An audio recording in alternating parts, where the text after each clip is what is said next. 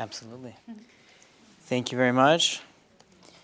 Okay, so for those who have been to my presentations or my classes before, the black screen should look a little strange. Naomi was worried that maybe I sent the wrong version of the presentation, because usually there's lots of color, there's pictures, there's text.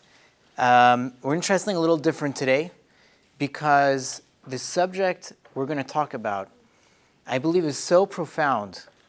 If at some point today you don't fall out of your seat, I will assume you probably didn't hear me, okay? So I think that the color, the text, the pictures will take away from the depth of what we're going to talk about. So as always with the Beit Midrash class, I like to give a little taste of the Beit Midrash experience that I had studying in yeshiva for many years. And the way that that would work is the rabbi would give out a bunch of sources. We would study and prepare for a few hours. And then we would go for the lecture afterwards. So before we jump into the sources, though, I want to ask two questions to the room, and I'd like to go around the room and hear everybody's answers. And I've done this before, and it always amazes me how you ask it to a room full of women, you get one answer. A room full of men, you get a different answer. And then a mixed group, and you get a whole nother type of answer. Okay? So question number one. What is love? And for those who didn't know, by the way, our topic for today is ancient wisdom for the modern relationship. Okay? So we're going to see what the Torah has to say about relationships and how maybe that is actually very relevant to the modern relationship today, 2,000 years after the giving of the Torah. So, my question number one is, what is love? Well, I think caring about somebody else more than you care about yourself. Okay. So, a rabbi of mine once said, when you find that person, that you look for their picture first, right, in the group. Yeah? Caring about someone more than you care about yourself, okay? Connection. I'm sure we've all thought about this before, yeah. I think the English word is limiting. Is that phileo or agape or eros? So it's limiting. Okay. How so? Well, because which one is it? Is it agape love? Is it a eros love? Is it a phileo love? I mean, there's so many dynamics to it. Are those different versions of love all included in the English word, or would you say the English word is specific to one of those? It's limiting. We love food. Ah. Yeah. Any other thoughts? When you care, the world is infinitely better because that person is a man. Nice. When you feel the world is a better place because that person's there. Stay tuned for Maimonides in the source sheet. Care, concern, and affection. Care for another person, affection. How about an emotion? Is love an emotion? Is it a feeling? Yes. Yes. Very much so. I was going to say it's a feeling and it's also an action. So it's like for me it's a verb, but it's also like an internal feeling and then an action. An internal state which is then expressed with something? Okay, question number 2. And then I'll let you guys study the sources together. Okay, so when we study the sources, pair it together with a chavruta, with a study partner, or just with your table. Read the sources and kind of think about what does this have to do with the topic that we're addressing today. Question number 2, yeah. Let me interrupt. Your question is, what is love? Mm-hmm. So, you talked about caring and so forth. Can we really say that is what it is? If the Shema itself says v'ahavta, which is love. Mm-hmm. So it doesn't involve a person, does it? How do you love God? It's a great question. And this is a Torah class, so maybe we'll talk about it. How do the definitions of love that we've talked about apply to God if we say in the Shema that you should love God? Okay, question number 2. Question number 2. What is peace? Easy questions today. Very simple, straightforward, achievable.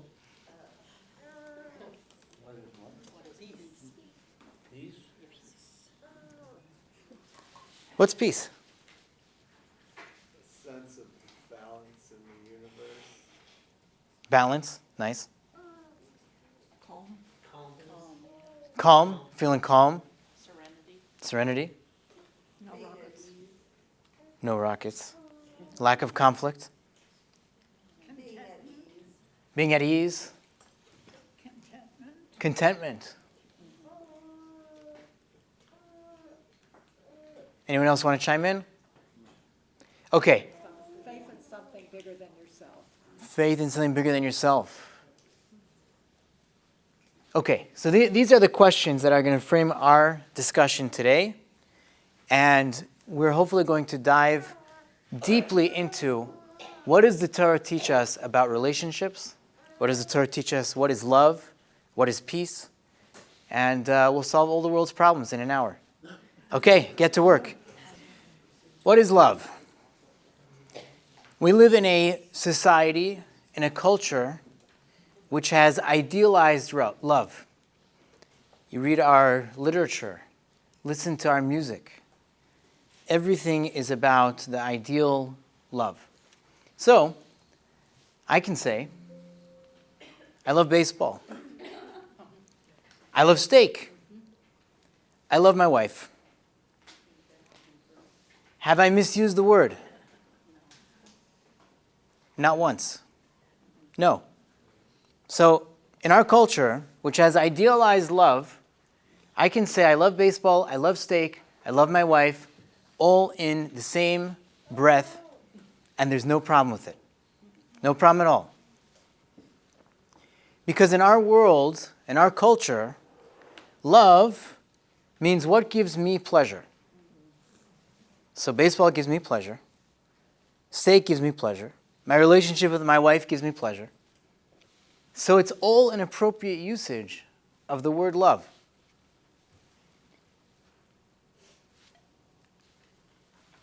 What's the Hebrew translation for the word love?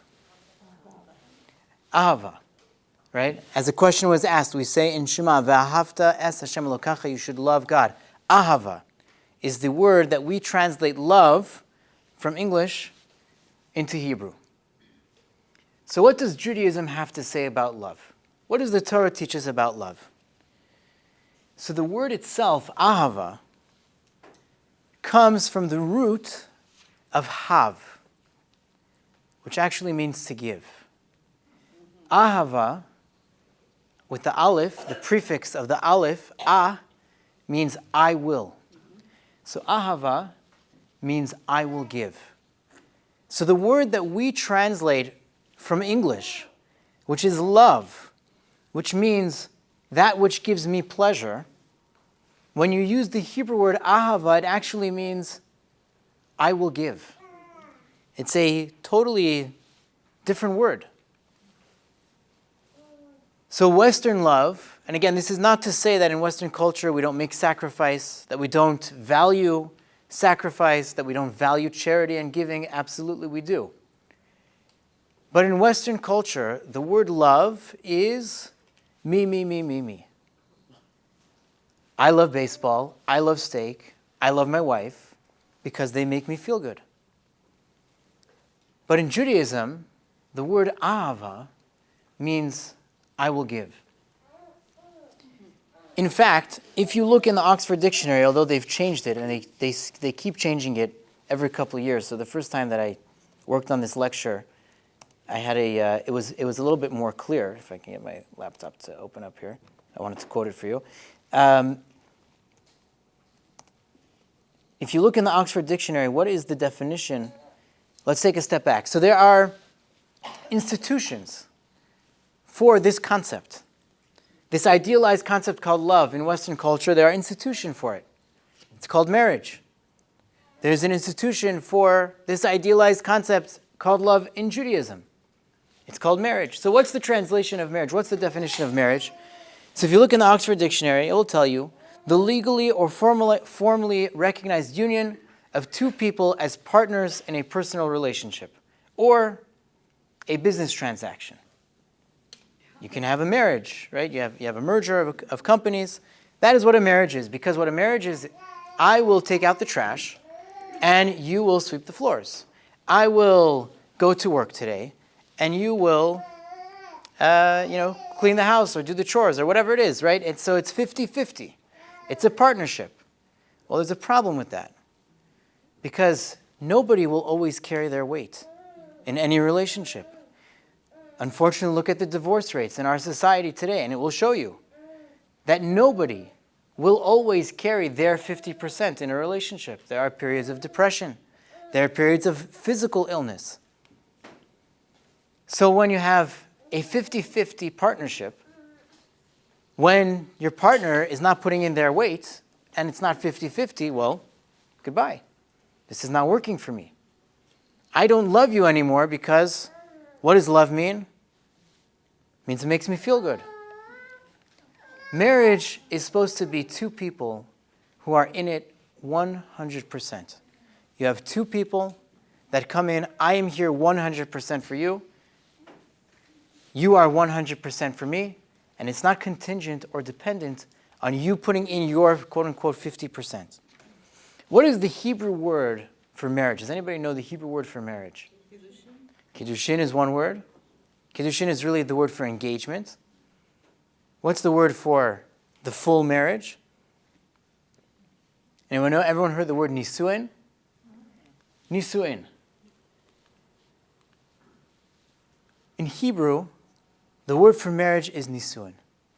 What does nisuin come from? Nosei. We studied actually in our Tomer Devorah class, which we have once a month here, Nosei avon, that God bears the iniquity. He holds the burden of our iniquity, and he doesn't send the consequences that should be sent right away. He holds it. He bears it. Nisuin means to carry. Marriage means two people walk down the aisle. They are making a statement, I am ready to carry you. No matter what happens, thick or thin, you can carry yourself, you can't. You're putting in your part, you're not. Nisuin means to carry. Okay, so this is part one. We saw from Maimonides, from Rambam, in the sources. By the way, I labeled the sources our unintentional trip to Spain because as I was putting the sources together, I also in the footnotes put a little, very, very brief bio for each of the sources, for each of the authors. And I'm looking through them like Spain, Spain, Spain. So that's why we unintentionally took a trip to Spain. Maimonides writes that the nature of one's, in Hebrew he writes ahava, which we just learned really means to give, although we translate it as love, depends on the nature of one's knowledge. The more you know someone, the more you know something, in this context he was talking about God and returning to God, tshuva, the more you know, the more you have ahava. What does this mean? So someone in this section, I forget who, said, when the world is a better place because this person exists, that's love. The more you know somebody, the more you truly know someone, especially God, the more you're filled with ahava. And yes, ahava can be an emotion. It can be an emotional state. Love, the emotion of love, is a peace. But the term ahava means to give. When you really know or understand God, or you know or understand another person, you're filled with ahava. You're filled with this joy, this desire to come close and to give, and to be connected with them, to be carrying them. Okay, so this is step, yeah. You also do a better job of giving to somebody the better you know them, because you know what their needs are. Absolutely. And try to. In a practical sense. You'll find an unbelievable thing, and this is going to get into step 2 and 3, part 2 and 3 of the class for today, which is that I have perpetually found the more you study Torah and you study these high, lofty, spiritual, places that we want to reach and goals and ideals that we want to achieve, it's also the best way to practically achieve what we want for ourselves. Okay? So what we're going to do next is we're going to talk about how do we express ahava? How do we give? How do we carry each other? But what you're going to learn is it also is the best way to get what you want out of a relationship. Okay? So ideally, we always strive for doing things for the sake of the other, for the sake of God, for higher than ourselves, bigger than ourselves. But we're all human. And as the sages teach us, mitoch shelo lishma balishma, if you start from a place not for its own sake, you do it for external motivations, you'll eventually get there, right? So the example that I always like to give was there was one time someone really wronged me, and I've given this example a few times before. This person really, really wronged me. And I let them have it, and I let them know exactly what they did and what I thought about them, okay? And I was discussing it with one of my mentors, one of my rabbis, and he said to me, "You're an idiot." I'm like, "What?" He's like, "Yeah, that person did a terrible thing to you, but now you have to go apologize to him, right? Because you did something worse back." So he was kind of showing me how, being the bigger person, so to speak, or being nice in the face of someone not being nice to me was actually in my own best interest. Because nobody wants to have to go apologize to someone that really owes you an apology, right? Okay, so you'll find that with the high spiritual teaching of Torah, it's also generally the best way to get the goals that we want for ourselves, the feelings that we're looking for ourselves, and so on. So step one, what is love? In Judaism, we have ahava, which means to give. The institution in Judaism for love, for ahava, is nisuin, which comes from the expression to carry. And again, you can talk to Annie and she'll have much more wisdom to share on this than myself. Of course, you have to care for yourself. You have to take care of yourself first. You have to make sure your cup is full before you share with someone else. We're not coming from that point. That's always the foundation before you talk about anything else. Okay? But this is the idea of what Judaism teaches about ahava, about nisuin, about marriage, and about love. So how do we do it? How do we carry each other? So step one is a very funny expression which is taught in halacha, in Jewish law. And the expression is that which is spewing does not take in. Okay, and that's a translation from the Hebrew. It's a little bit more refined in the Hebrew. But basically what it means is that which is spewing, that which is putting out, does not take in. So the halachic context for this expression is within the laws of kosher. So in the laws of kosher, not only does the food need to be kosher, but the utensils and the vessels that are part of the process of preparing that food have to be kosher as well. And there's all sorts of flavor that transfers from food into the pots and pans that the food is made in. And so if the pot and pan are not kosher, then that infuses non-kosher flavor into the food that's being cooked. Now, this becomes very practical and technical if one wants to keep kosher or eat kosher food. If a mistake happened and you cooked something in the wrong dish, or dairy fell into your meat pan, and so on and so forth, there's all sorts of interesting questions that when I'm in yeshiva studying, I'm like, this will never happen. Why are we learning this? And then I go out and become a rabbi, and on day one on the job, right, they're all being asked, and they're all happening mostly in my own kitchen because I'm trying to help and it's not working out. But, right, so there's a rule that if you want to know where flavor is going from or where it's being absorbed into, there's a rule that which is giving flavor will not take in flavor. Now, what does that have to do with us? The same God that created the laws of spirituality, which include the laws of kosher, it's from the same substance, the same source that created the laws of nature, physical nature, the laws of emotion, the laws of relationship, the laws of psychology. They're all connected and intertwined because they all come from the same source. So if there's a law and a premise that's true, and I can't tell you how this works with all of halacha, but I love it when I can, where I can show you how there's a practical Jewish halacha, Jewish law, a spiritual law, that we can see how it actually plays out in human psychology and human nature.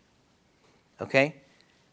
So rule number one, if someone is saturated, is full, is emotional, If they're putting out, they are not taking in. If they are trying to share, they're not listening. If I'm talking over what you're trying to share with me, I'm not loving. I'm not carrying you. I'm not hearing you. There's Dr. Chaim Gnat. He was Jewish, not religious, a famous child psychologist, and he wrote an unbelievable book called Between Parent and Child.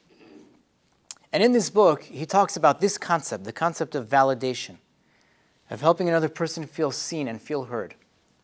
So a classic example that he likes to give is where someone is making breakfast and they burn the toast.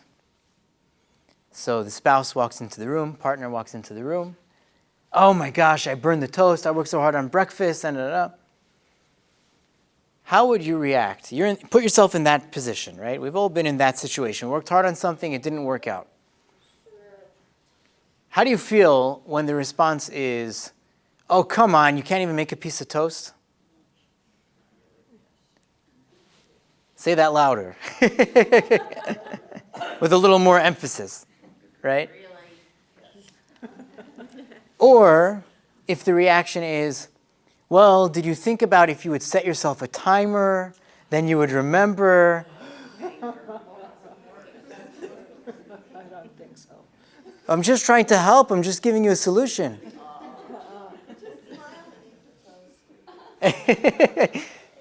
That would be good, right? My mother likes to tell this story about the first meal she made my father was burnt lasagna. And she never got so many compliments on a meal she ever made in her entire life, right? Okay, so that is beautiful. But what's the point? In the example that I just gave, it is obvious and clear that you do not need a solution. You do not need a person to chastise you about what you've done wrong. Because we're pretty good at doing that for ourselves, okay? Nobody is a bigger critic than me. That's generally how it works. So rule number one, that which is spewing does not take in. If someone is emotional, if someone is sharing, if someone has a lot on their mind, they're not hearing you. They're not listening to what you are trying to share. Now, there was another source that I put on the back of the page, which I was kind of hoping would be a nice shock factor. What in the world is Rabbi putting this story of the two prostitutes with King Solomon to do with our discussion about love and relationships and so on? Okay? So we're going to get to that in just a moment. What happens in the story? So the beginning of the story, which I wasn't going to print the entire book of Kings for you, but the beginning of the story, for those who aren't familiar, what happens is like this. Solomon becomes king at, I believe it was age 13. Okay? His father dies at age 70, and he's 13 years old. I don't know if you can even imagine. Sometimes when I go to our state capitol, our Capitol building, I think to myself, what is it like for our elected officials who walk in here every day, the decisions they have to make, the people that they deal with and that they work with regularly? It's crazy, right? At Jewish Day of Action, I had the opportunity to sit at the table with many of our senators. And I asked them this question. I said, how do you do what you do? How did you end up here? And each one had a story. Each one had a different answer. He's 13 years old. So God appears to him. He wakes up and he realizes it's a dream. Okay, but God appears to him and asks him, ask me any one gift and I will give it to you.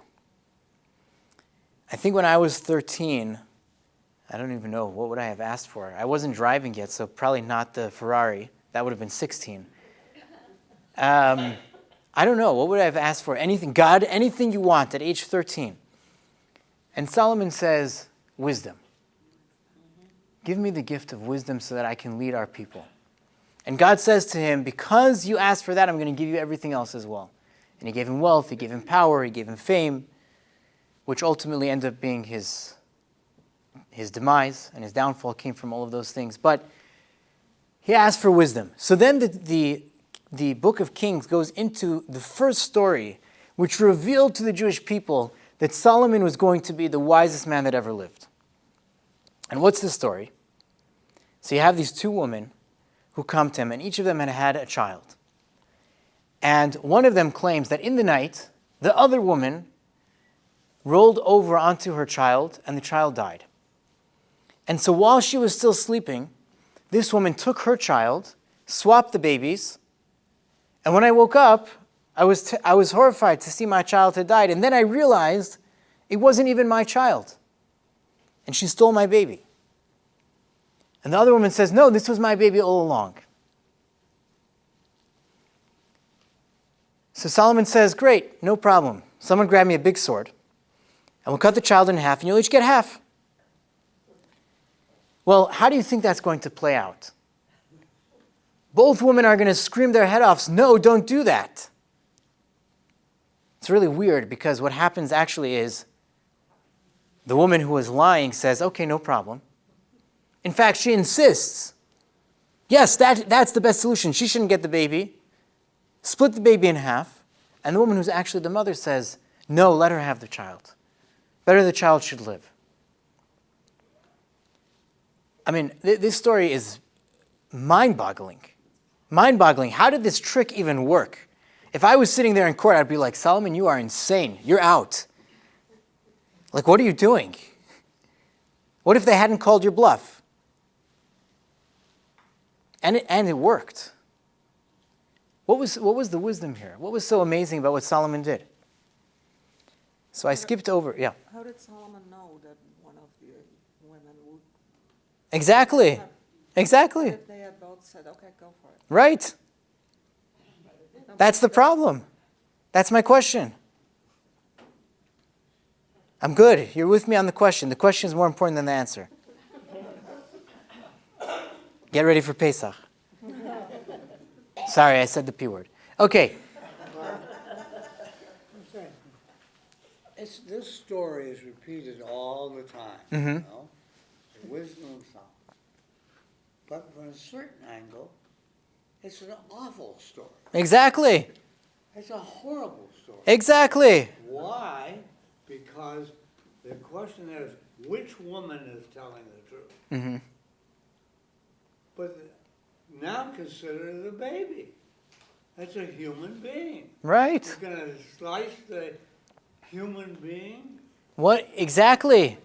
Excellent. The room is with me on the question. So If I accomplish nothing else, we're good today. was Solomon taking a risk? Or That's- did he somehow know? Okay, so I would like to suggest that I skipped a key point in the story. And this key point explains the entire thing, and it teaches us the fundamental about relationships that we're starting with today. What did I skip? Solomon repeats to the woman after they say their story, and he says, one says, this is my son, the live one, and the dead one is yours, and the other says, no, the dead boy is yours and mine is the live one. Why is he repeating this story to them? What is happening there? And the answer is because Solomon understood that one who is spewing is not taking in. That the one who is emotional, both of these women are incredibly emotional.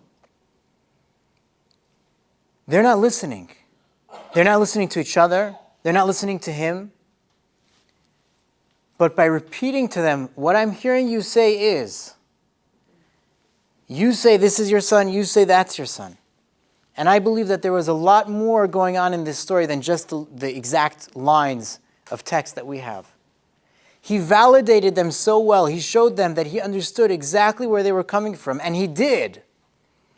That he knew that the next step he was going to take would give the answer to everybody. He already knew the answer before he said, bring the sword. Because he got into their world. He listened. And once he listened, once he validated, once he showed that he heard them, then they were able to take the next step. So step one, when somebody is emotional, is you have to show them that you understand what they're saying. And if you don't get past that point, the conversation will not get past that point. And you will be, we've all probably been here. We're going round and round in circles and circles, and I'm making such a logical point.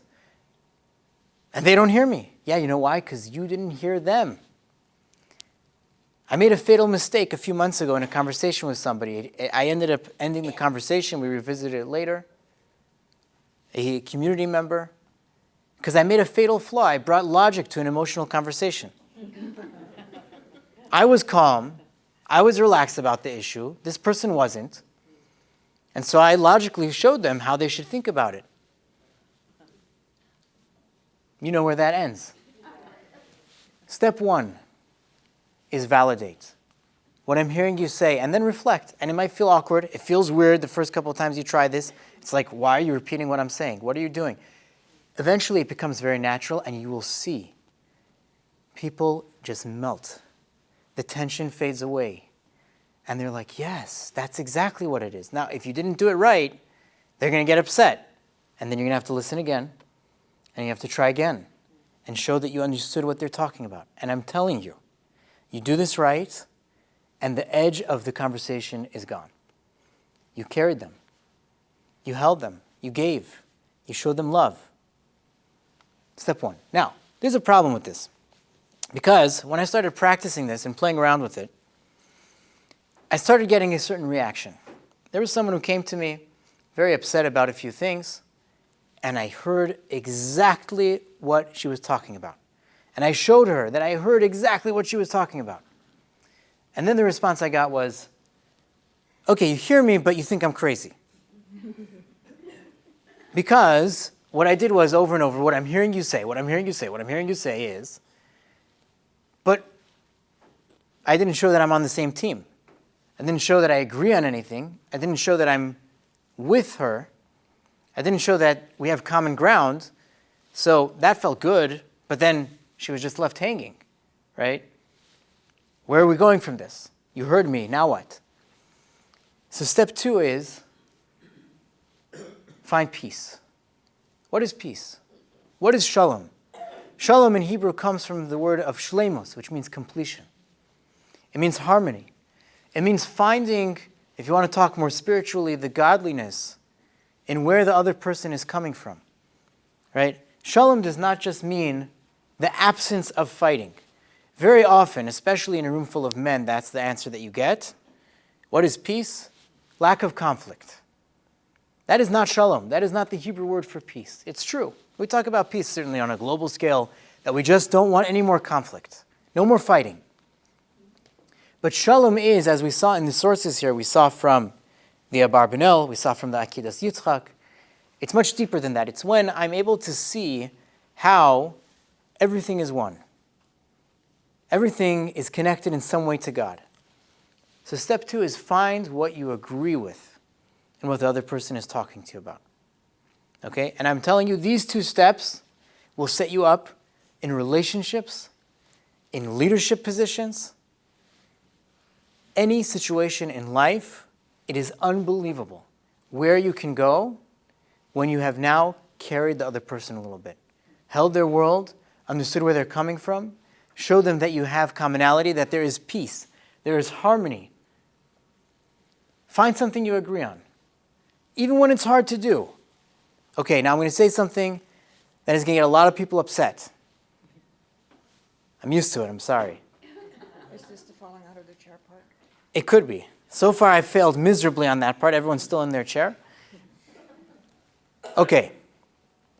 So, here's my example. Skinhead walks into the room, swastika tattooed all over his forehead, and he comes up to you and he says, we have to eradicate evil from the world. Jews are the scum of the earth and every Jew must die. How do you answer? Where are we when this imaginary conversation is happening? Right here, in this room. Are there other people around? Where's James? You're physically safe. James! How do you react? I would say, I'm so sorry that you've been hurt someplace in your life that you feel you must hate and hurt other people. So you're assuming that he must have been hurt, and I'm so sorry for you. I feel bad for you. I have pity on you. That is beautiful that you're not punching him in the face. That was my reaction. I would run. Run.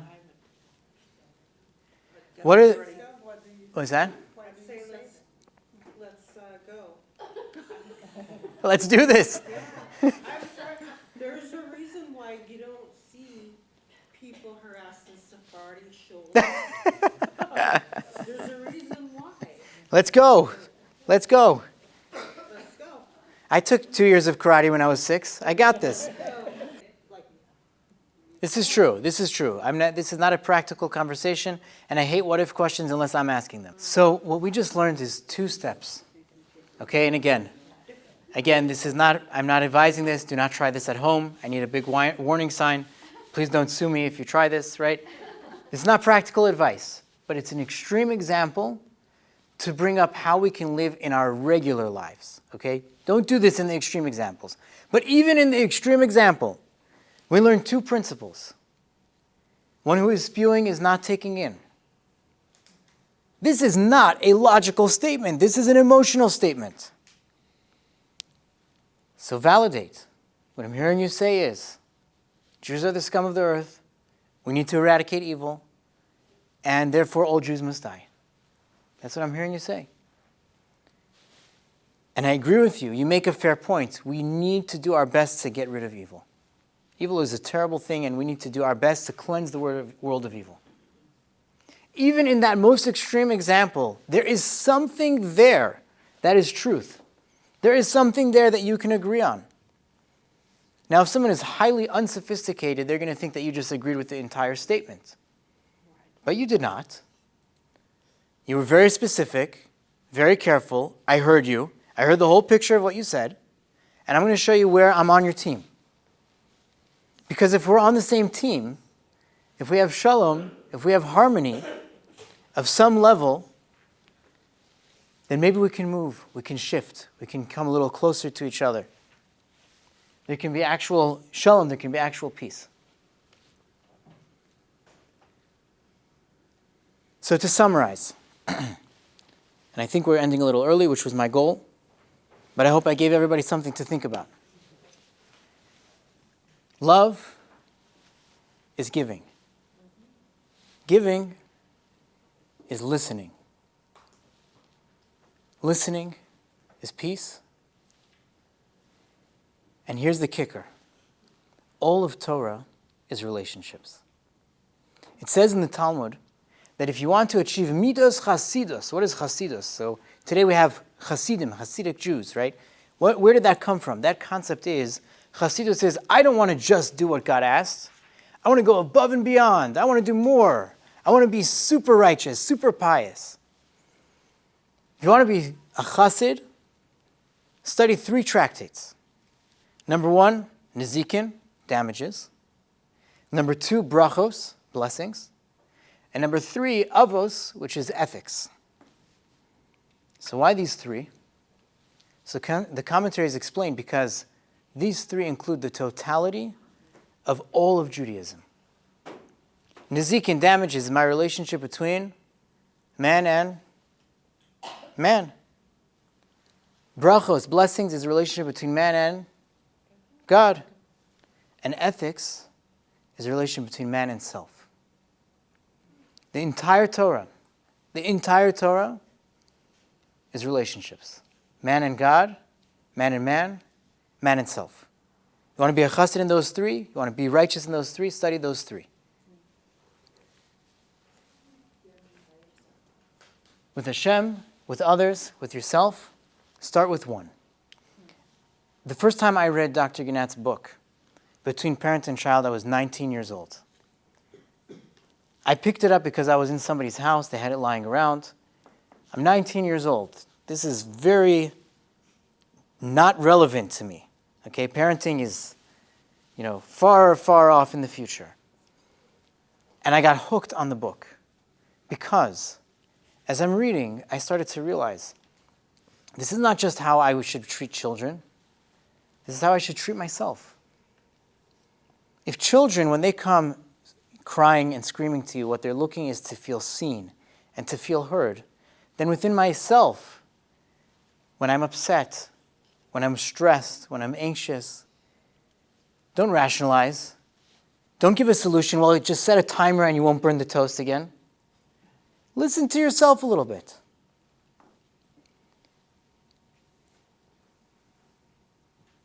The Torah's definition of love is to give. There are 3 relationships where we're supposed to give. To God, to man, and maybe most surprisingly, to yourself. Loving is listening. Listening is peace. And if you can take these steps through this process, it's very practical. Brought it very down to earth. Listen, validate, show that you understood what the other person is talking about. Find the place where you can agree. Then the relationship can begin. I failed on knocking you all out of your seats. I saw a few socks, I think, fly out the window, but hopefully this will be helpful in deepening all of our relationships. And most importantly, you're still thinking about the question about Solomon. Thank you very much.